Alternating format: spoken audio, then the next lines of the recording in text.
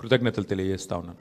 ఎన్నో కష్ట నష్టాల కోర్చి ఒకరిద్దరు కాదు, నిజంగా చెప్పాలంటే కొంతమంది తమ తమ వ్యక్తిగతమైన సమస్యలు ఉన్నా కూడా వాటన్నిటినీ పక్కన పెట్టి నిర్విరామంగా పనిచేసినారు. వారందరికీ పేరు పేరున హృదయపూర్వకంగా వినమ్రంగా నమస్సులు, వినమ్రంగా ధన్యవాదాలు. దాదాపు ప్రతి బూత్లో 407 బూత్లు ఉంటే ప్రతి బూత్లో మా జూబ్లీహిల్స్ స్థానిక నాయకత్వం చాలా అద్భుతంగా కష్టపడ్డారు. వారికి కూడా హృదయపూర్వకంగా నా ధన్యవాదాలు, హృదయపూర్వకంగా వారికి కూడా నమస్కారాలు. శ్రీమతి మాగంటి సునీత గోపీనాథ్ గారు అభ్యర్థి కొత్తదైనప్పటికీ, వారికి ఇదివరకు రాజకీయ అనుభవం లేకపోయినప్పటికీ వారు కూడా నిజంగా చాలా కష్టపడ్డారు. చాలా పెద్ద ఎత్తున వారు కూడా మరి పోరాటం కూడా చేసినారు. చివరి రోజు మరి ఏ రకంగా వారు పోరాడినారో మీరు అందరూ కూడా చూశారు. వారికి కూడా నా అభినందనలు. ఎందుకంటే కొత్త అభ్యర్థి అయినప్పటికీ ఎక్కడా కూడా ప్రత్యర్థి, ముఖ్యంగా అధికార పార్టీ అయినప్పటికీ, అధికార యంత్రాంగం మొత్తం ఉన్నప్పటికీ వారు కూడా మొక్కవోని ధైర్యంతో కొట్లాడినారు. సునీత గోపీనాథ్ గారికి మనస్ఫూర్తిగా నా అభినందనలు. అట్లాగే బీఆర్ఎస్ పార్టీకి మరి ఓటేసిన జూబ్లీహిల్స్ ప్రజలకి మరి చివరి ఓటింగ్ శాతం ఇంకెంత తెలియదు, బట్ చాలా గణనీయంగా గౌరవప్రదంగా మా పార్టీకి కూడా ఓట్లు వచ్చినాయి. మరి మాకు ఓటేసిన జూబ్లీహిల్స్ ప్రజలందరికీ కూడా పేరు పేరున వారికి కూడా కృతజ్ఞతలు.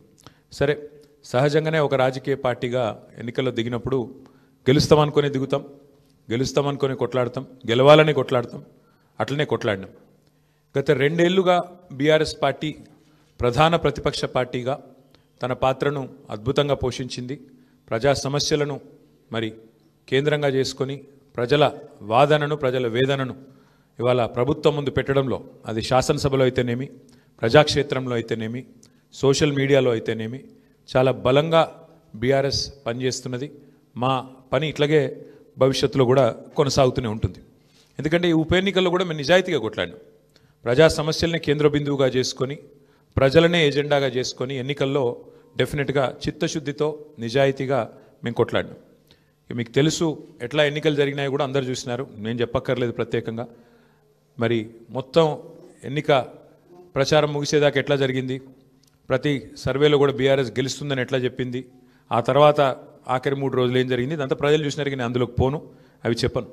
కానీ ఒకటి మాత్రం వాస్తవం, ఈ ఎన్నిక డెఫినెట్గా మరి మాకు కొత్త ఉత్సాహాన్ని ఇచ్చింది, కొత్త బలాన్ని ఇచ్చింది. ఎందుకంటే మరి స్పష్టంగా ప్రజలు ఒక తీర్పు ఇచ్చారు. ఈ రాష్ట్రంలో ప్రత్యామ్నాయం కేవలం బీఆర్ఎస్ మాత్రమే. ఇంకా అది అందులో అనుమానమే లేకుండా ఖచ్చితంగా ఈ ప్రభుత్వం ఏదైతే పనిచేస్తుందో వారికి ప్రత్యామ్నాయంగా పోరాడుతున్న ఒకే ఒక్క పార్టీ బీఆర్ఎస్ అనే మాట స్పష్టంగా ప్రజలు చెప్పారు. డెఫినెట్గా దాన్ని కూడా మేము మాకు ఒక సానుకూల అంశంగానే తీసుకుంటా ఉన్నాం. సరే, ఇక ఈ ఎన్నికల్లో ఏ రకంగా అధికార యంత్రాంగం మోహరించింది, ఏ రకంగా వారు పనిచేశారు, ఇవన్నీ కూడా మీ కళ్ళ ముందున్నాయి. నేను వాటి విషయంలోకి ఎక్కువగా పోను. 2014 నుంచి 2023 మధ్యన కూడా చాలా ఉప ఎన్నికలు మన రాష్ట్రంలో జరిగినాయి. దాదాపు 7 ఉప ఎన్నికలు జరిగినాయి. ఈ 7 ఉప ఎన్నికలు పాలేరు కానీ, నారాయణ ఖేడ్ కానీ, హుజూర్ నగర్ కానీ, దుబ్బాక కానీ, నాగార్జున సాగర్ కానీ, హుజూరాబాద్ కానీ, మునుగోడు కానీ, ఈ అన్ని ఉప ఎన్నికల్లో మీరు ఆ రోజు కనుక గమనించినట్టయితే అప్పటి ప్రతిపక్ష పార్టీ కాంగ్రెస్ పార్టీ, ప్రధాన ప్రతిపక్ష పార్టీ, ఒక్క ఉప ఎన్నికల్లో కూడా గెలవలేదు. 7 ఉప ఎన్నికల్లో మేము దాదాపు అన్ని గెలిచాం. దాదాపు 5 గెలిచాం, ఒక 2 ఓడిపోయాం. అంతే తప్ప మరి ప్రతిపక్షంలో ఉన్న కాంగ్రెస్ పార్టీ ఆనాడు ఒక్క ఉప ఎన్నికల్లో గెలవకపోయినా చివరికి మళ్ళీ 2023 సార్వత్రిక ఎన్నికల్లో వారు విజయం సాధించారు, గవర్నమెంట్ కూడా ఫామ్ చేశారు. అట్లాగే మధ్యలో జిహెచ్ఎంసీ ఎన్నికలు వస్తే కూడా, గ్రేటర్ హైదరాబాద్ కార్పొరేషన్ ఎన్నికల్లో కూడా మరి ప్రతిపక్షంలో ఉన్న కాంగ్రెస్ పార్టీకి ఆనాడు కేవలం 1-2 కార్పొరేటర్ సీట్లు వచ్చిన విషయం కూడా ఒక్కసారి గమనంలోకి తీసుకోవాలని చెప్పి కూడా నేను కోరుతా ఉన్నా. అట్లాగే ఈ ఎన్నికల్లో ముఖ్యంగా ప్రజల తరపున వాదన బలంగా వినిపించగలిగాం. ఎన్నికల ఎజెండాను ఖచ్చితంగా నిర్దిష్టంగా బలంగా ప్రతిపక్షంగా మేమే సెట్ చేయగలిగాం. ప్రజా సమస్యలను ప్రధానంగా 6 గ్యారంటీల అమలులో ప్రభుత్వ వైఫల్యాన్ని బలంగా ప్రజల్లోకి తీసుకొని పోయాం. 6 గ్యారంటీల విషయంలో ప్రభుత్వం చేసిన మోసాన్ని తీసుకొని పోయాం. హామీల ఎగవేతను బాకీ కార్డుల రూపంలో ప్రధాన చర్చగా చేయగలిగాము. ఇది బీఆర్ఎస్ సాధించిన విజయంగా మేము భావిస్తూ ఉన్నాం. అట్లాగే మేము అనవసరపు అంశాల జోలికి పోలేదు. కులము, మతము వీటి పేరు మీద డైవర్షన్ రాజకీయాలు చేయలేదు. బూతులు అస్సలు మాట్లాడలేదు.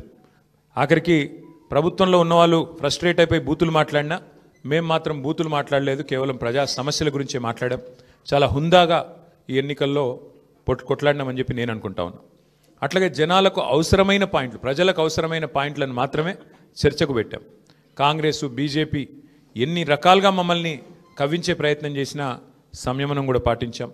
అట్లాగే మేమేం చేశాము, ఎందుకంటే ఒక 10 ఏళ్ళు ప్రభుత్వాన్ని నడిపిన ఒక జవాబుదారీ పార్టీగా, ఒక బాధ్యత గల ప్రతిపక్షంగా 10 ఏళ్ళు మీరు ఏం చేశారు జూబ్లీహిల్స్ కంటే 5,328 కోట్లతో అభివృద్ధి సంక్షేమ కార్యక్రమాలు చేశామని చెప్పి లెక్కల హితంగా, లెక్కల సహితంగా మరి ప్రజల ముందు పెట్టాము. చాలా పారదర్శకంగా పనిచేశామని చెప్పి ఎన్నికలు కూడా పోయినాం. అట్లాగే కాంగ్రెస్ ఎగ్గొట్టిన వాటిని కూడా లెక్కలతో సహా ఇంటింటికి తీసుకొని పోయాం బాకీ కార్డుల ద్వారా. అట్లాగే ప్రజా సమస్యలు, బస్సు ఛార్జీల పెంపు మీద నిరసన చెప్పాము. బస్తీ దవాఖానాలు విజిట్ చేసి ప్రభుత్వ యంత్రాంగంలో చలనం తీసుకొచ్చాము. హైడ్రా విధ్వంసం మీద, ప్రభుత్వంలో ఉన్న పెద్దల ద్వంద్వ ప్రమాణాల మీద, డబుల్ స్టాండర్డ్స్ మీద కూడా ప్రభుత్వాన్ని ఎండగట్టగలిగాం. ఆటో అన్నల సమస్యలను కూడా ప్రభుత్వం దృష్టికి తీసుకురాగలిగినాం. వాళ్ళ తరపున కూడా గట్టిగా మాట్లాడినాం. హైదరాబాద్లో రోడ్ల దుస్థితి విషయంలో కూడా ప్రభుత్వాన్ని కదిలింపజేయగలిగినాం. శాంతి భద్రతల విషయంలో కూడా మా నిరసన గట్టిగా చెప్పాం. ఈ రకంగా ప్రజా సమస్యలనే కేంద్ర బిందువుగా మా పార్టీ ఎన్నికల ప్రచారాన్ని చాలా హుందాగా నిర్వహించింది. తద్వారా ప్రభుత్వం కూడా మాట్లాడక తప్పని అనివార్యత కల్పించాం. చివరికి 2 ఏళ్లలో ఒక్కసారి కూడా మరి సమీక్ష చేయని ముఖ్యమంత్రి గారు ఆఖరి ఎలక్షన్ ముందు రోజు 6 గ్యారంటీల మీద సమీక్ష చేయక తప్పని పరిస్థితి కూడా వచ్చింది అంటే ముమ్మాటికి అది బీఆర్ఎస్ విజయమే. అట్లాగే 2 ఏళ్లుగా మైనారిటీకి మంత్రివర్గంలో స్థానం లేదు. బీఆర్ఎస్ ఏదైతే మరి మంత్రివర్గంలో ఇట్లా మైనారిటీలకు స్థానం లేదు, ఒక ఎంపీ లేరు, ఎమ్మెల్యే లేరు, ఎమ్మెల్సీ లేరు అని గట్టిగా మాట్లాడితే చివరికి అనివార్యంగా అజారుద్దీన్ గారికి మంత్రి పదవి ఇయ్యక తప్పని అనివార్యత కల్పించింది కూడా ఖచ్చితంగా మా యొక్క ఎన్నికల ప్రచార సరళి. తప్పకుండా ప్రధాన ప్రతిపక్షంగా మరి మా బాధ్యత మేము నిర్వర్తించినాం.